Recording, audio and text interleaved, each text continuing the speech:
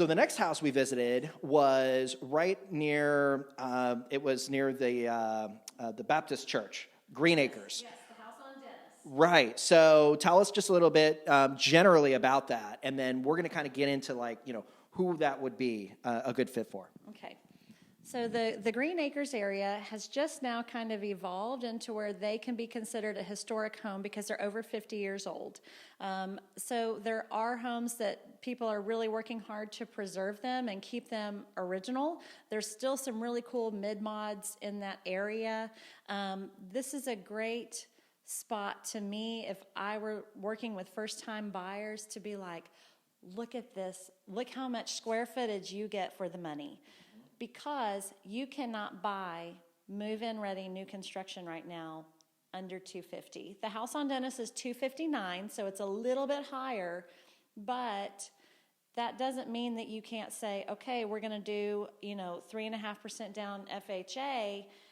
That house has a new panel box, so you're not going to have Federal Pacific, where your house is going to burn down. It had a new water heater. It just had a washer and dryer in the garage.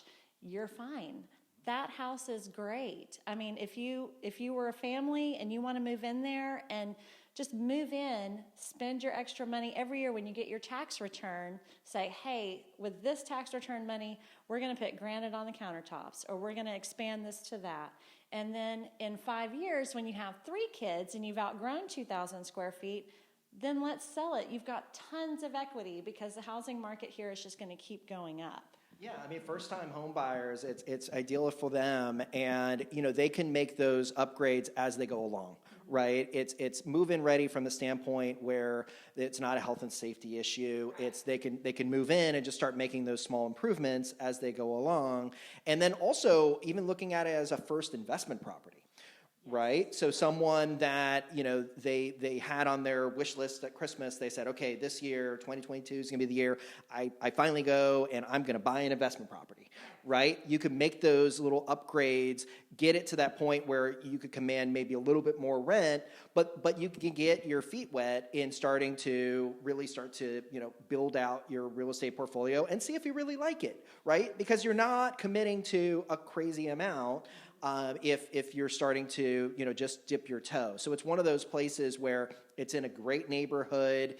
It's close to, downtown. Like it's close to all those areas, and you could get some great tenants and just start that whole process. And at $259, I mean, come on, right? I mean, I'm just thinking in Dallas, where are you going to find a place for $259 that you would want to be there and just start that whole process? Yeah, definitely north of 635. Right. Yeah, way north of 635.